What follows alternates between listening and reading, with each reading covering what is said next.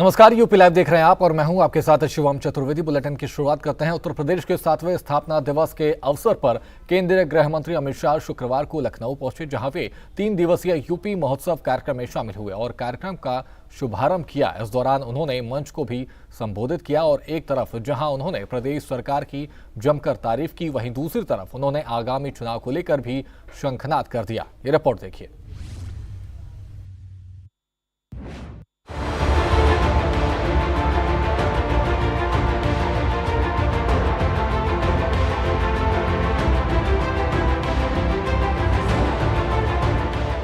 उत्तर प्रदेश की राजधानी लखनऊ में 3 दिवसीय यूपी महोत्सव कार्यक्रम का आयोजन किया गया, जिसका शुभारंभ केंद्रीय गृह मंत्री अमित शाह ने किया, जो बतौर मुख्य अतिथि कार्यक्रम शामिल हुए थे। इस दौरान उन्होंने कार्यक्रम को भी संबोधित किया और सरदार पटेल के नाम से शुरू हुई सरदार पटेल औद्योगिक योजना की जानकारी दी, जिससे प्रदेश के युवा अब अपने ही घर में नौकरी पा सकेंगे। देश के लौह पुरुष सरदार पटेल के नाम से सरदार पटेल औद्योगिक क्षेत्र योजना का शुभारंभ हुआ। उत्तर प्रदेश को $1 ट्रिलियन की इकोनॉमी बनाने के लिए ये बहुत महत्वपूर्ण योजना साबित होने वाली है और इसका डिटेल प्लानिंग किया गया है। प्रथम चरण 25-26 में आज 6 जोन का शिलान्यास हुआ। द्वितीय चरण में 6 जोन का लोकार्पण होगा और 30 जोन का शिलान्यास होगा 26-27 में। तृतीय चरण में 27-28 में 30 जोन का लोकार्पण और बचे हुए 39 जोन के अंदर शिलान्यास करेगा। उत्तर प्रदेश का हर जिला रोजगारी से युक्त हो और देश भर में रोजगारी के लिए जाने वाले उत्तर प्रदेश के युवा अपने ही प्रदेश में बूढ़े माँ बाप की सेवा करते करते रोजगारी प्राप्त करे, ऐसी व्यवस्था इससे होगी। इसका मुझे बहुत आनंद है। इस दौरान उन्होंने पिछली कांग्रेस और समाजवादी सरकार पर भी बड़ा हमला बोला और प्रदेश को बीमारू राज्य बनाने का आरोप लगाया। साथ ही उन्होंने सीएम योगी की जमकर तारीफ की और आगामी चुनाव को लेकर भी प्रदेश की जनता से बीजेपी के पक्ष में वोट की अपील की, जिससे बीजेपी की प्रचंड जीत हो सके। आज मोदी जी के नेतृत्व में योगी आदित्यनाथ जी ने जो योजनाओं को धरातल पर उतारा है, एक जमाने में उत्तर प्रदेश को लेबर सोर्स स्टेट के रूप में माना जाता था। आज भारत की इकोनॉमी का फोर्थ स्टेट बन चुका है। ये हम सब के लिए ये बीमारू राज्य बनाकर कांग्रेस सपा बसपा ने रखा था। भारतीय जनता पार्टी की सरकार ने बीमारू राज्य को ब्रेक थ्रू राज्य बनाकर आज विकास को हर गांव में पहुंचाया। पिछले 3 साल में उत्तर प्रदेश का विकास दर, कृषि विकास दर 17% रहा और देश में खाद्यान्न के उत्पादन में 20% का योगदान उत्तर प्रदेश का है।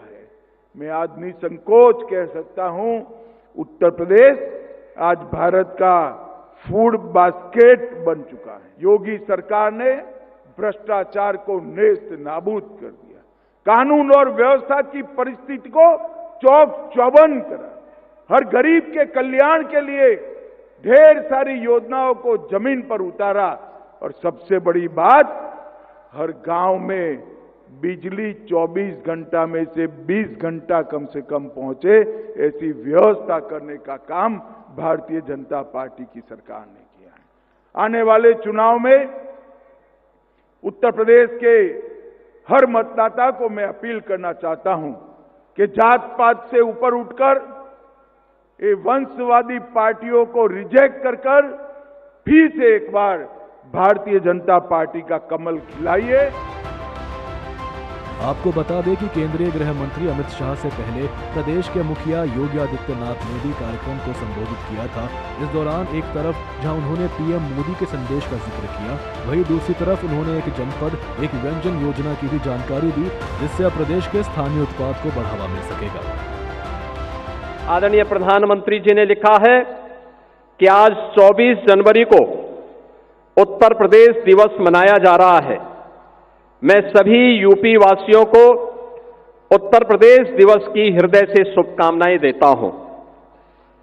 मैं काशी का सांसद हूं और यूपी के लोगों ने मुझे चुनकर के लोकसभा भेजा है, इसलिए यह दिन मेरे लिए और भी विशेष हो जाता है।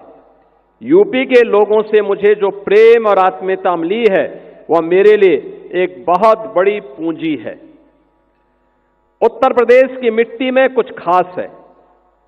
उत्तर प्रदेश ने हमेशा अपने सामर्थ्य से, अपनी प्रतिभा से देश के विकास को गति दी है। मुझे खुशी है कि हमारा उत्तर प्रदेश आज विकास भी और विरासत भी के मंत्र का उत्तम उदाहरण बन रहा है। आज यह आत्मनिर्भर उत्तर प्रदेश की एक नई ताकत बनी है और आत्मनिर्भर भारत में अपना योगदान दे रहा है।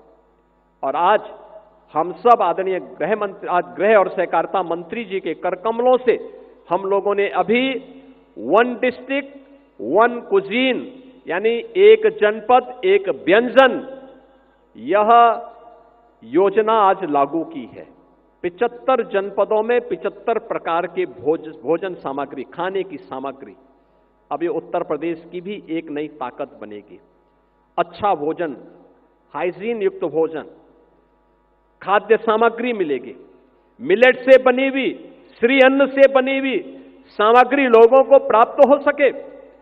स्थानीय उत्पाद को हम लोग जियो टैग कर सके और फिर इसके माध्यम से उसे वैश्विक पहचान दिला सके, उसकी पैकेजिंग की, उसकी ब्रांडिंग की और उसकी डिजाइनिंग को, वैश्विक मांग को, देश की मांग के अनुरूप उस प्रकार के प्रोडक्ट को हम यहां से एक्सपोर्ट कर सकें। यह एक अवसर अब हर व्यंजन के लिए भी उत्तर प्रदेश के अंदर प्राप्त होगा। गौरतलब है कि केंद्रीय गृह मंत्री अमित शाह ने कार्यक्रम के दौरान यूपी चुनाव 2027 का शंखनाद कर दिया है। अब देखने वाली बात ये होगी कि इस शंखनाद के बाद उत्तर प्रदेश की सियासी हवा में कैसी गर्माहट आती है। ब्यूरो रिपोर्ट, सूर्य समाचार।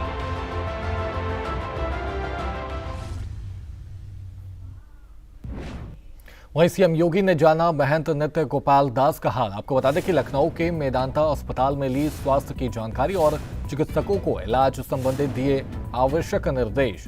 महंत नृत्य गोपाल दास की शीघ्र स्वास्थ्य होने की कामना की सीएम योगी आदित्यनाथ ने। वहीं राम जन्मभूमि न्यास के अध्यक्ष हैं महंत नृत्य दास गोपाल।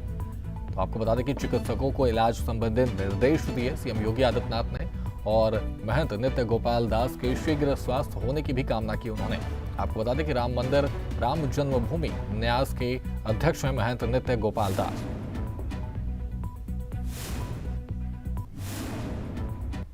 वहीं लखनऊ में पराक्रम दिवस के मौके पर मॉक ड्रिल का आयोजन किया गया, जिसमें सीएम योगी आदित्यनाथ बतौर मुख्य अतिथि शामिल हुए, जिन्होंने कार्यक्रम को संबोधित किया और प्रदेशवासियों से मॉक ड्रिल से सीख लेने की अपील की। साथ ही कई बड़े ऐलान भी किए। आखिर क्या है वे ऐलान, इसे जानने के लिए ये रिपोर्ट देखिए।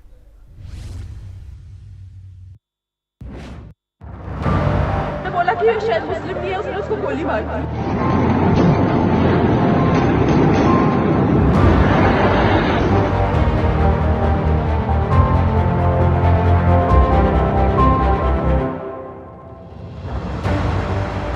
लखनऊ में पराक्रम दिवस के मौके पर मॉक ड्रिल कार्यक्रम का आयोजन किया गया, जिसमें मुख्यमंत्री योगी आदित्यनाथ बतौर मुख्य अतिथि शामिल हुए, जिन्होंने लखनऊ पुलिस लाइन मैदान में युद्ध के हालात से निपटने के लिए आयोजित कार्यक्रम को देखा।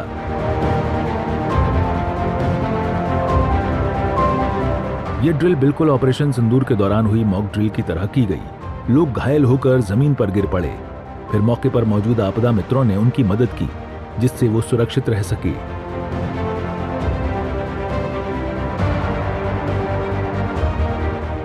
इसमें ड्रोन से हवाई हमले, बम धमाके किए गए, जिससे अचानक अफरा तफरी मच गई।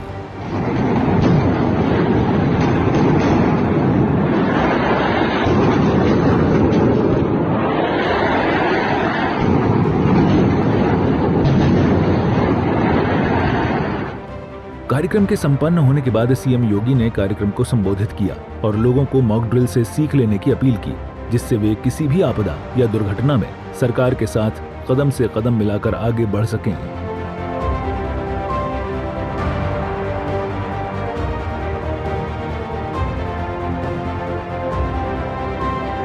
यह किसी भी स्वावलंबी समाज का गुण नहीं हो सकता। स्वावलंबन की पहली शर्त होती है कि हम भी अपने देश के प्रति सोचें,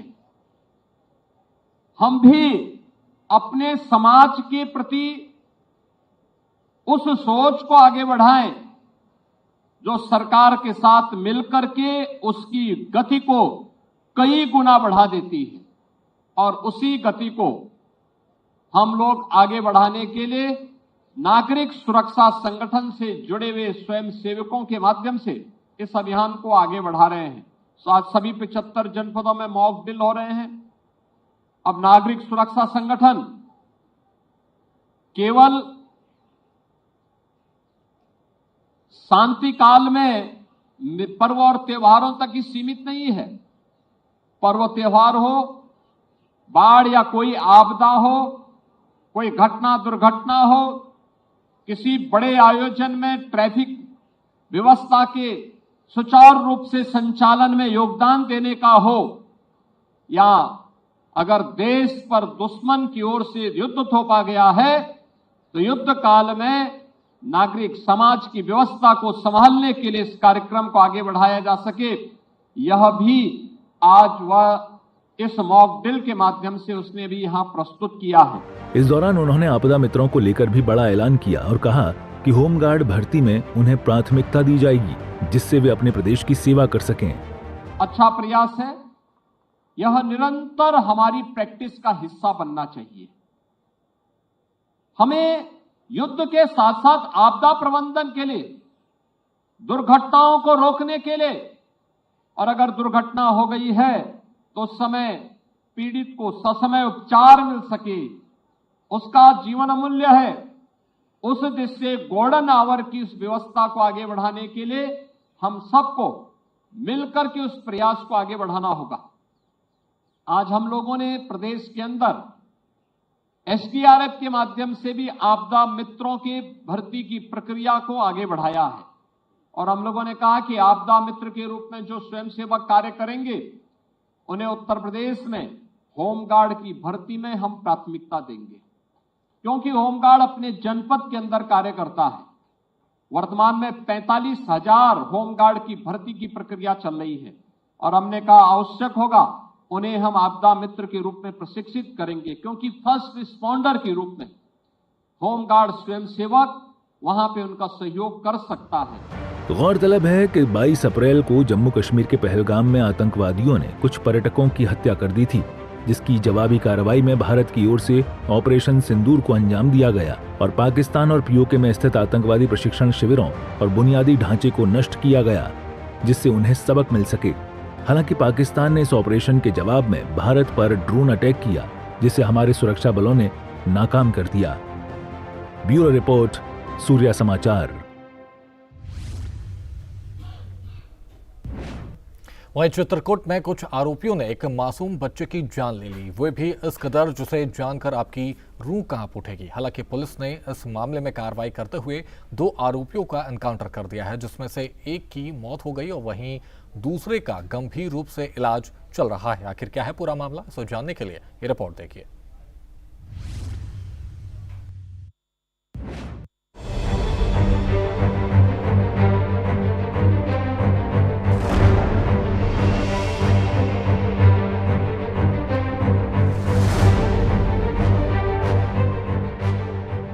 तस्वीरों में रोती हुई महिलाएं, बक्से में पड़ा मासूम सा शव और हाथों में डंडे लिए हुए लोग, जिन्हें रोकने को लेकर प्रशासन मौके पर पूरी तरह मुस्तैद है और उन्हें रोकने का प्रयास कर रहे हैं। ये दृश्य है चित्रकूट के बारगढ़ कस्बे का, जहां कुछ युवकों ने पुरानी रंजिश के कारण एक मासूम बच्चे की बेरहमी से हत्या कर दी, जिसे लेकर लोग आक्रोशित होकर सड़क पर उतर आए और आरोपियों के खिलाफ अपना विरोध जताया। मृतक के नाना और पड़ोसी की माने तो जिन आरोपियों ने इस घटना का अंजाम दिया था, उन्हें कुछ दिन पहले ही मृतक के नाना ने अपने यहां से किराए से निकाला था। जिसे लेकर उन आरोपियों ने इस घटना को अंजाम दिया और मासूम बच्चे की जान ले ली। वो हमारे घर के बगल में एक दुकानदार है जो जात का मुसलमान है, वो बक्से का दुकान करता है। उसी ने हमारे नाती को 6 बजे शाम को किडनैप किया, फिर उसको अंजाम दिया घर के अपने अंदर। और हम लोगों को जानकारी 8:30 बजे हुई, जब उसने फ़ोन किया, फिरौती मांगी कि आपका नाती किडनैप हो चुका है और आप 40 लाख रुपए लेके बरगढ़ घाटी में आइए। तब हम लोगों को जानकारी हुई, फिर हम लोगों ने इधर उधर ढूंढना चालू किया। अब कहीं जाके पुलिस आई तो फिर पता लगा। 6 बजे करीब पुलिस आई है तो मिट्टी निकलवाई। घटना यही हुई है कि कुछ नॉलेज नहीं था, ट्यूशन पढ़ के आया हुआ था, ट्यूशन पढ़ के बैग चाचा के यहाँ रखा, यहीं से लड़का गायब हुआ है। गायब होने के बाद काफी देर बाद पता नहीं उसके पापा के पास फोन गया। फोन आने के बाद उन्होंने उनके पापा से फिरौती मांगी, 40 लाख का दीजिए पैसा, हम आपका लड़का किडनैप करे हैं। उसके बाद से हाहाकार मचने लगी, सब लोग आके देखने लगे, सुनने लगे। बच्चा आज सुबह 6 बजे मिला, उसके गले में फांसी का फंदा था और उसको हम लोग देखे नहीं, पुलिस वाले कैसे निकाले, बक्सा के ऊपर लेटा दी, तब हम लोग देखे। वही पुलिस की माने तो इस घटना के बाद पुलिस मौके पर पहुंची और उन्होंने आरोपियों की तलाश तेज कर दी। इस दौरान वे लोकेशन के आधार पर परानू बाबा क्षेत्र पहुंची, जहां उन आरोपियों की लोकेशन मिली थी, जिन्हें देख आरोपियों ने फायरिंग कर दी, जिसके जवाब में पुलिस ने कार्रवाई करते हुए दोनों आरोपियों पर जवाबी फायरिंग की, जिसमें एक आरोपी की मौत हो गई। वहीं एक आरोपी गंभीर रूप से घायल है, जिसका इलाज जारी है। रात में 8:30 बजे के आसपास और फिर उसके 7-8 मिनट 10 मिनट बाद उनके फ़ोन पर एक फ़ोन आता है कि तुम्हारा बेटा था। पहली बार में उन्होंने कहा किसका बेटा, तो उनका तेरा, और काफ़ी काट। दोबारा जब फ़ोन किया तो कहा तेरा बेटा मेरे पास है, चाहते हो तो 40 लाख रुपये लेके आओ। उन्होंने पूछा कहाँ, तो उनका मौजूद, फ़ोन काट दिया। ये भी कहा कि 1 घंटे तक। इसके बाद उन्होंने तत्काल पुलिस को सूचना दी और 1 घंटे के भीतर पूरे जनपद का फोर्स, सर्विलांस, एसओजी, स्वाट तथा बागा की एसओजी, प्रयागराज से एसटीएफ की टीम, सभी लोग यहाँ आए और इलेक्ट्रॉनिक सर्विलांस से हमारी संदेह की सुई जिधर जा रही थी, लगभग 2-2.5 घंटे 3 घंटे बाद वादी ने भी इस बात की पुष्टि की कि उसका एक किराएदार, जिसे उन्होंने दिसंबर में किराएदारी से अलग किया है, किराएदारी के भुगतान और कुछ उधार के पैसों के लेन देन को उससे उनका थोड़ी अनबन हो गई थी। अभी कुछ पैसे बाकी, क्योंकि हमारी भी सर्विलांस की सुई वही जा रही थी, उनका भी संदेह था, तो फिर इस पर और हम लोगों ने कार्रवाई की। उनके पुराने किराएदार ने अपने एक और अपराधी साथी, जिसके पूर्व में भी हत्या में शामिल होने का जुर्म है, के साथ मिलकर के इनके बेटे को अगवा किया, गले में रस्सी का फंदा कस करके मार दिया और वहीं घर के पास ही एक गड्ढे में उसे दफन कर दिया। पुलिस ने जब इनसे पूछताछ की तो जब पूछताछ में इन्होंने बताया कि जो स्वीकार किया और बरामदगी के लिए ये पुलिस को गुमराह करके परानू बाबा के जंगल की ओर ले गए। वहाँ इन्होंने इधर उधर घुमाया और अंततः एक मोबाइल जो घटना में प्रयुक्त हुआ था वो उसका सिम बरामद हुआ।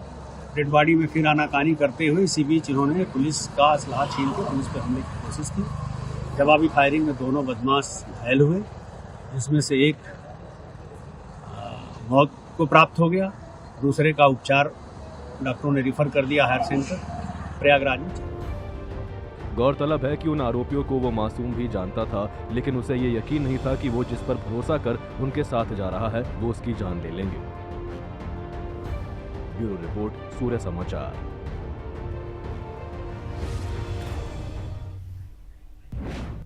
वहीं फिरोजाबाद में पुलिस की बड़ी कार्रवाई देखने को मिली है। टप्पेबाजी मामले में फरार 2 बदमाश को किया गिरफ्तार। आपको बता दें कि कार्रवाई के दौरान एक बदमाश गंभीर रूप से घायल हुआ। वहीं घायल बदमाश का इलाज चल रहा है और बदमाशों के पास से 2 तमंचा, खोखा और नगद बरामद किए गए हैं। आपको बता दें कि टप्पेबाजी मामले में फरार 2 बदमाश को किया गया गिरफ्तार और घायल बदमाश का चल रहा है इलाज। कार्रवाई के दौरान एक बदमाश गंभीर रूप से घायल है और आपको बता दें कि घायल बदमाश का इलाज चल रहा है और बदमाशों के पास से 2 तमंचा, खोखा और नगद बरामद किया गया है।